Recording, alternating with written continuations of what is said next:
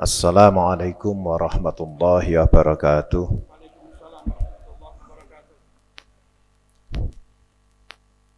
Alhamdulillah. Alhamdulillahil qail wa kulla insanin alzamnahu ta'irahu fi unuqih. Asyhadu an la ilaha illallah wahdahu la syarikalah wa asyhadu anna sayyidana wa nabiyyana Muhammadan abduhu wa rasuluh.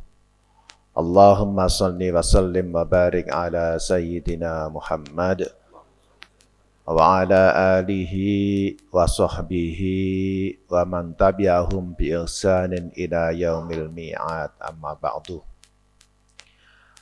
Hadratil kurama wal fudala wa bimuqaddamatihim Kiai Marzuki Mustamar, Kiai Ali Mashan Musa, dan kiai-kiai yang lain yang merupakan jajaran pengurus PWNU Jawa Timur, para peserta pendidikan menengah kepemimpinan Nahdlatul Ulama angkatan kedua Jawa Timur yang dirahmati Allah.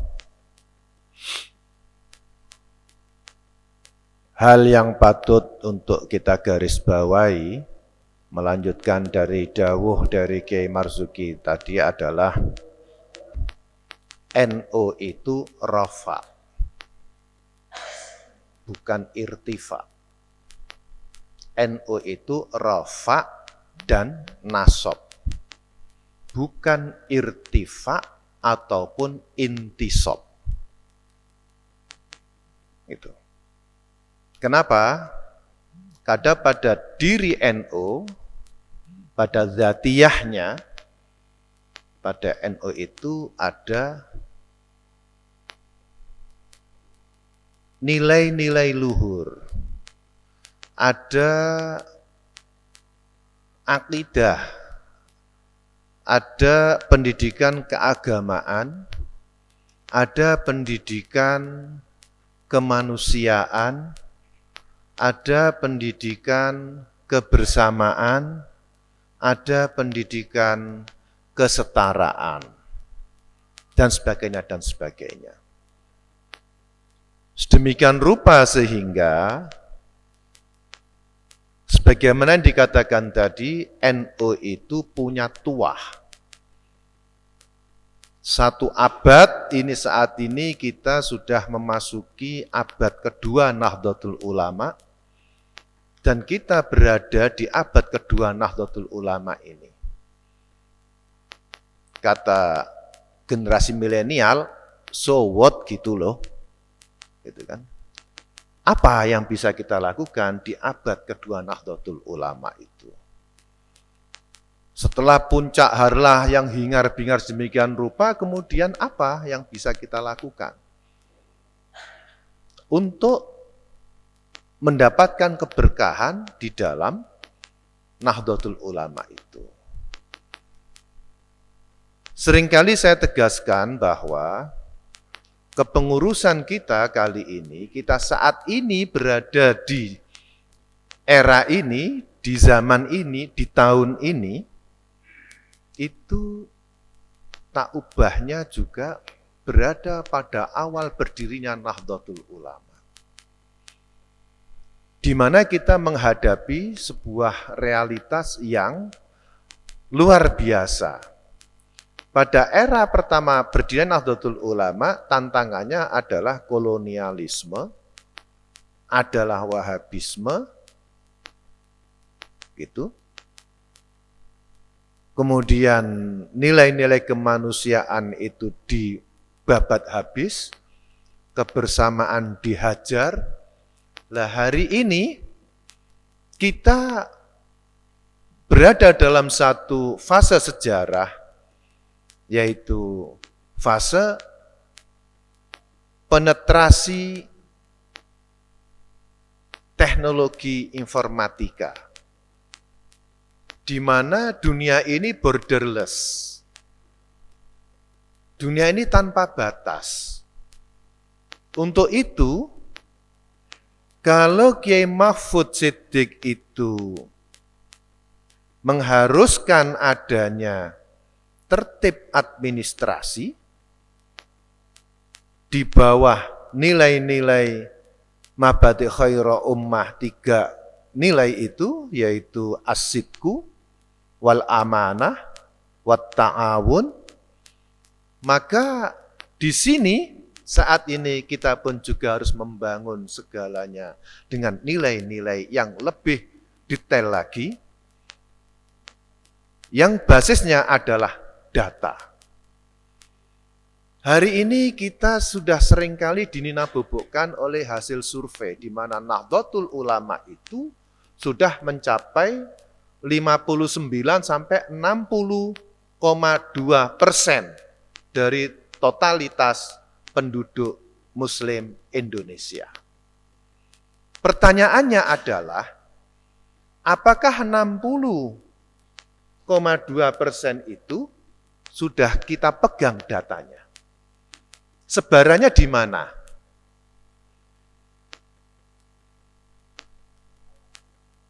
Ukurannya gampang sebenarnya. Ketika kita lihat di Pulau Sumatera umpamanya, di Pulau Sumatera itu 34% itu yang NU. Yang Muhammadiyah 10%. Yang tidak Muhammadiyah total itu adalah 50, ya belakangnya tetap 50,2%. Akhirnya ketika mengalami sesuatu perebutan apapun yang digarap oleh ideologi lain itu bukan yang pakai kopiah NU kados panjenengan sedaya itu bukan. Tapi yang tidak berkopiah, yang tidak bermatahari, yang tidak berlogo NU itu yang digarap.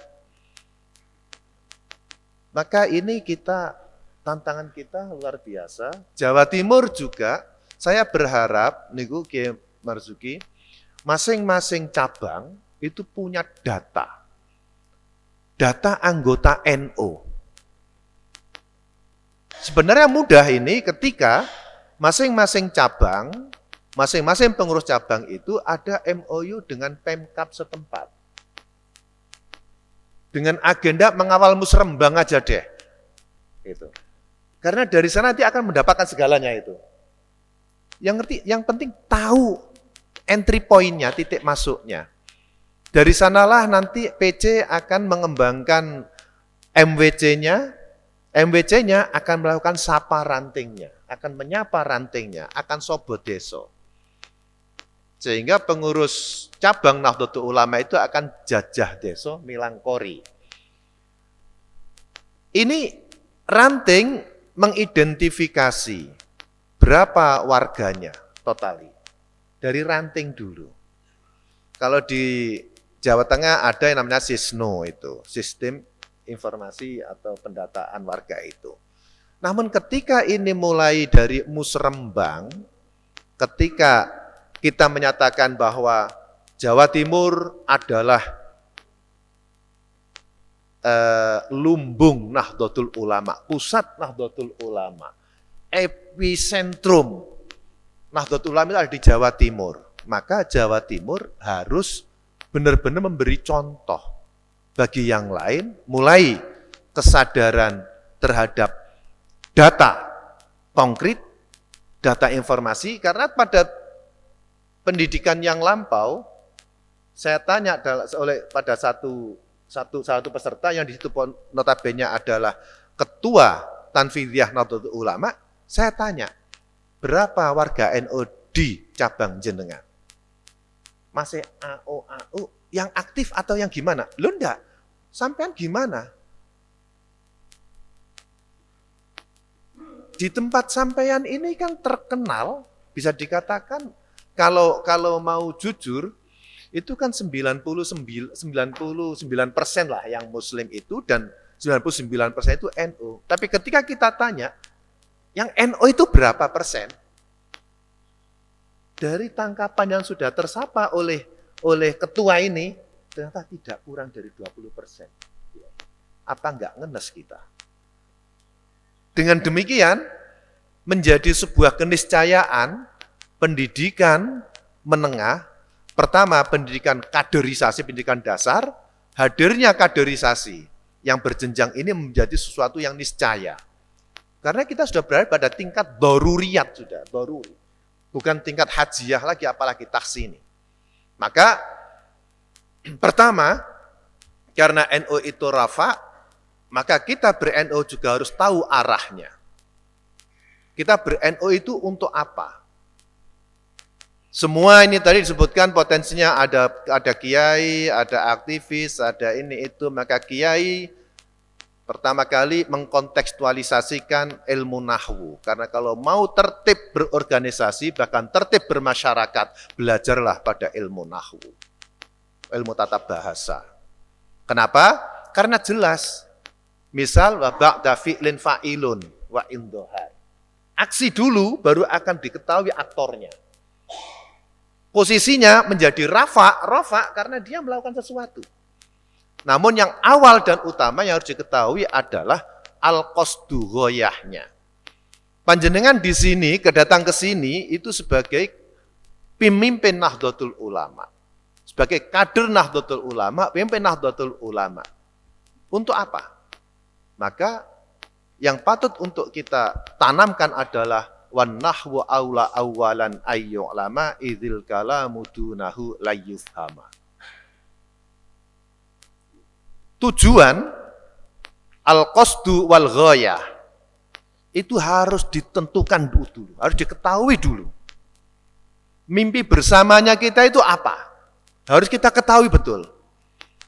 Karena pengakuan, ungkapan-ungkapan, strategi-strategi, program apapun yang kita gulirkan tanpa goyah yang jelas, tanpa destinasi yang jelas, la yufhama, tidak akan pernah sampai pada tujuannya. Kaderisasi juga demikian. Maka kita analogkan sistem kaderisasi ini seperti sholat. Yang diawali dengan takbiratul ihram, kemudian diakhiri dengan salam. Tanpa meninggalkan satu rukun pun. Gitu. Ketika meninggalkan satu rukun, maka apa yang terjadi? Ya batal dengan sendirinya. Itu nanti akan dijelaskan oleh Tuan Guru Dr. Muhammad Faisal. Nah, di awal tadi saya sebutkan wa kulla insanin alzamnahu ta'irahu. Saya itu suka ayat ini karena ada ta'ir-ta'irnya itu loh. Ada burung gitu kan. Fi unuqi. Pada setiap orang. Di situ dikata-kata insan. Karena insan ini ada dinamikanya. Kata insan ini, ada proses bildung, ada kesadaran, sangat beda dengan basyar. Bukan wa kulla basyarin, tapi wa kulla insanin. Karena pada kata insan ini, disitulah ada syuur, ada nalar, ada akal, ada proses menyejarah. Akan dikalungkan, itu kan, dikalungkan oleh Allah, burungnya gitu kan. Kalau makna generiknya, kalau kita nggak pernah belajar balaghah maka akan membahas itu burungnya. Jadi ta'ir ini kok dekek nonggone leher itu terus gimana ya? Bayangkan coba burung kita ditaruh dikalungke nonggone gulu nonggone leher kita itu terus piye gitu loh. Maka ini sebenarnya ini juga memberikan makna bahwa Quran itu benar-benar bukan buatan Rasulullah. Quran itu benar-benar buatan Allah dan Quran ini sangat ramah terhadap tradisi.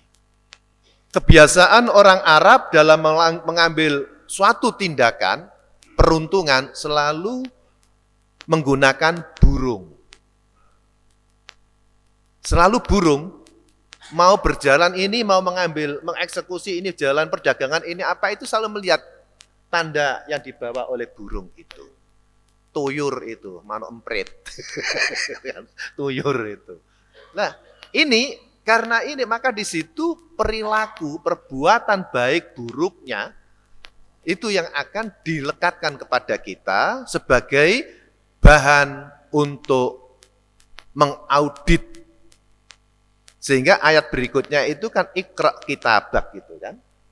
Jadi audit yang dilakukan oleh mungkar nakir itu berbasis dokumen yang dicatat, yang disiapkan oleh malaikat raqib atid dalam setiap perilaku kita. To'ir kita itu kayak apa, tuyur kita kayak apa. Sebagai pemimpin Nahdlatul Ulama pun juga demikian. Gitu. Maka memang bukan hal baru ya. Bukan hal baru kaderisasi ini.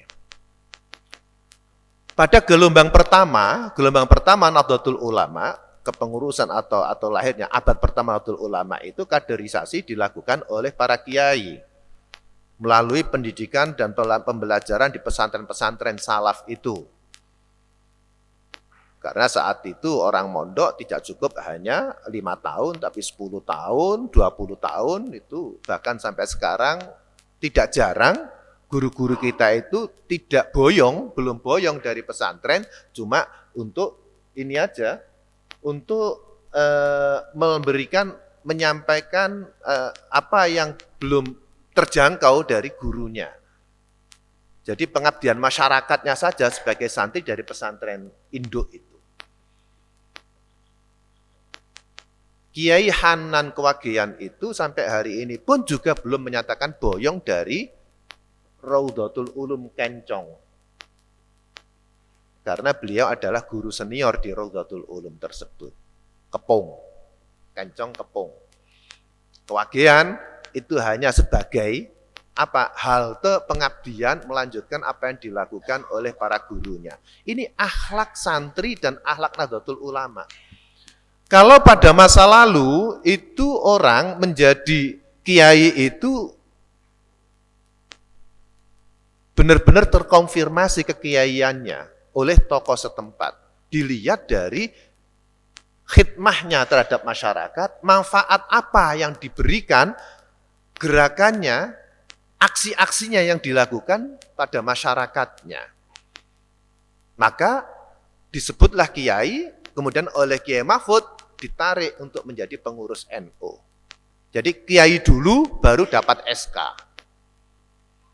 Belakangan bukan siapa-siapa ngaji gak iso, kebanyakan begitu kan? Ya iso ning sithik. Iso iku AIU di akhirnya itu dipotong-potong pokoke kabeh iku jazm. Ja'az gitu kan? Ja'az. Lah, kemudian al-waqtu, nah ini yang menarik itu, kadang-kadang al-waqtu din, al-waqtu den. Jadi yang sering janji-janji doang itu karena membacanya itu din. Jadi janji itu agama. Tapi kalau janji hutang itu bacanya al-waqtu dain.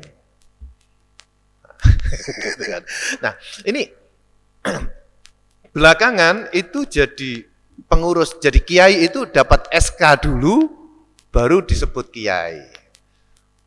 Makhluk prejengannya kayak Miftah Fakih ini, kalau nggak jadi pengurus NU, ya nggak ono label kiai itu di depannya itu, nggak mungkin disebut kiai. Tapi karena jadi pengurus, maka saya disebut kiai. Itu belakangan ini. Maka agar kita tidak seperti itu, kita upaya betul agar bisa membayar dividen kepada Nahdlatul Ulama tabarukan, yang Nahdlatul Ulama itu jelas-jelas rofa dan nasab itu. Cirinya jelas, nasab, NU itu punya jaringan yang kuat, karena diketahui saya NU, maka saya turun di bandara tadi dijemput oleh panitia yang datang dari PBNU, NU, digelar karpet merah apa hijau tadi, ibaratnya itu. Karena sesama NU ada jaringannya, gitu. Jenengan duduk di sini pun juga karena kesadaran untuk apa?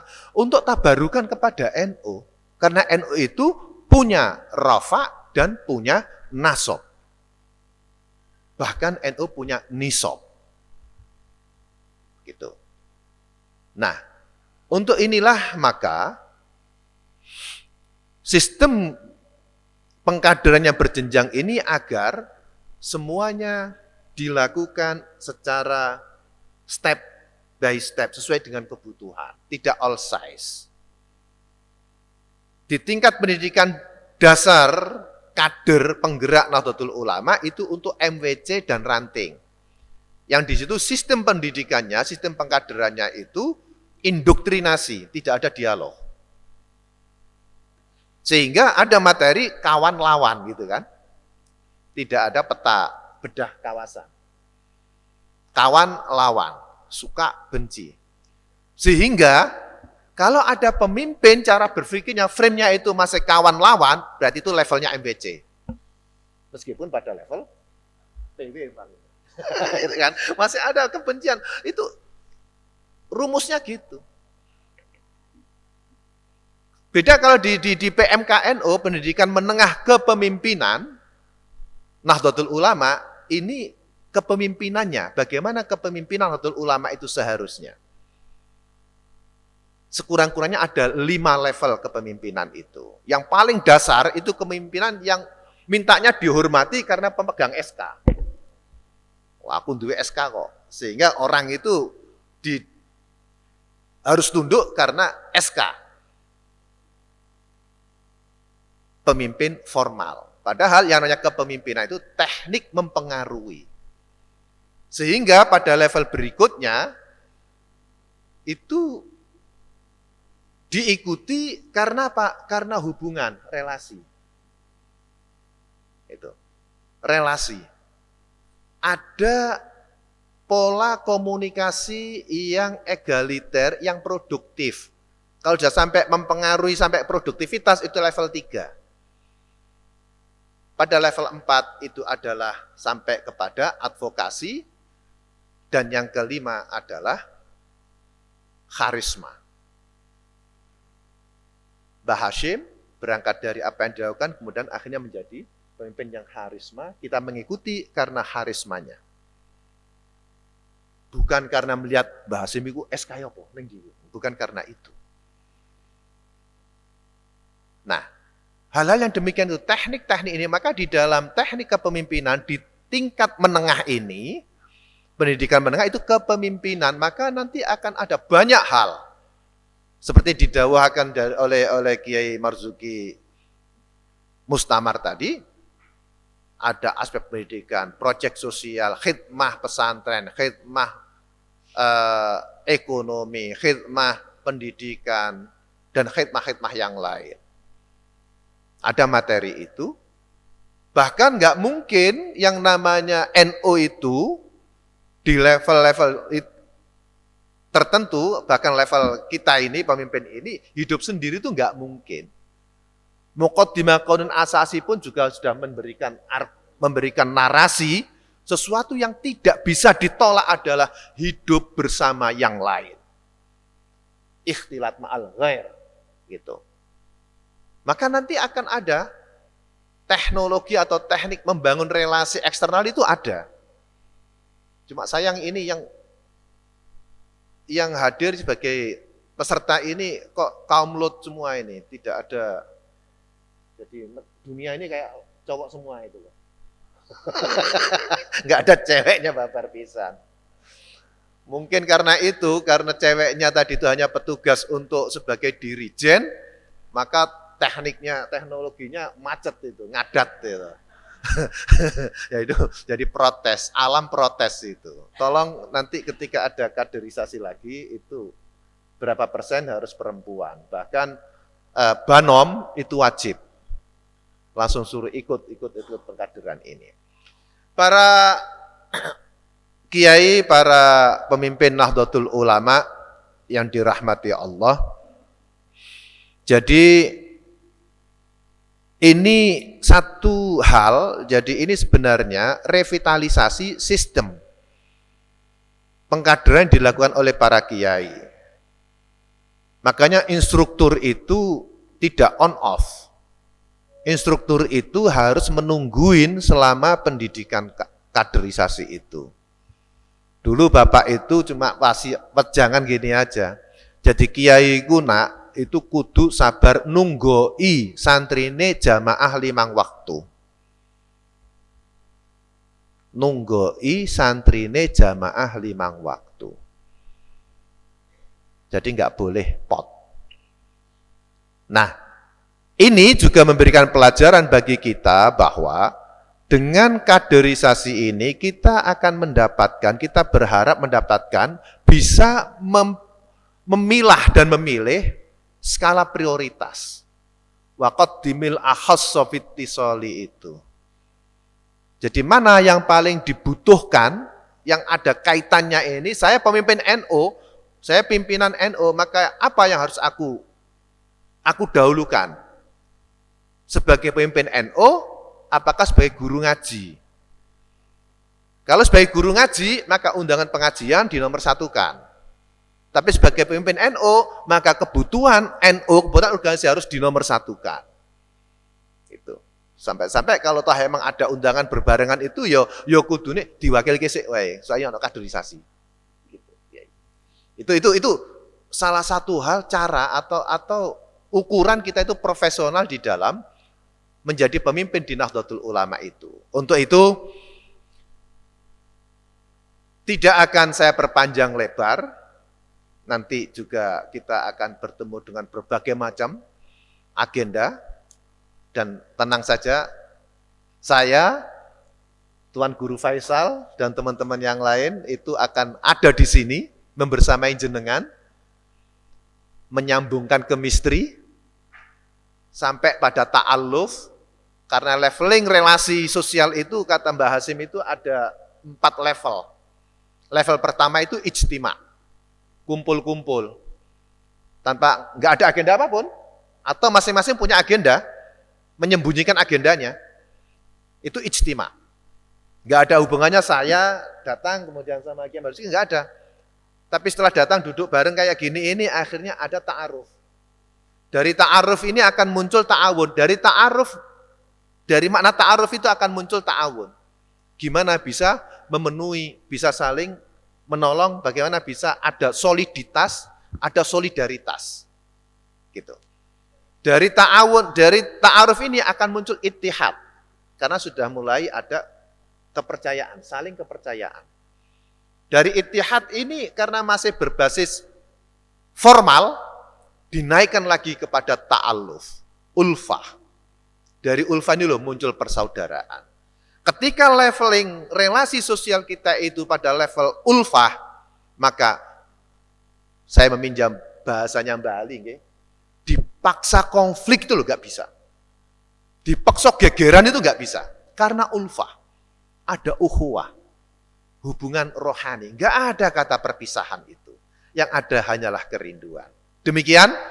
Dan dengan senantiasa memohon pertolongan kepada Allah Subhanahu wa Ta'ala.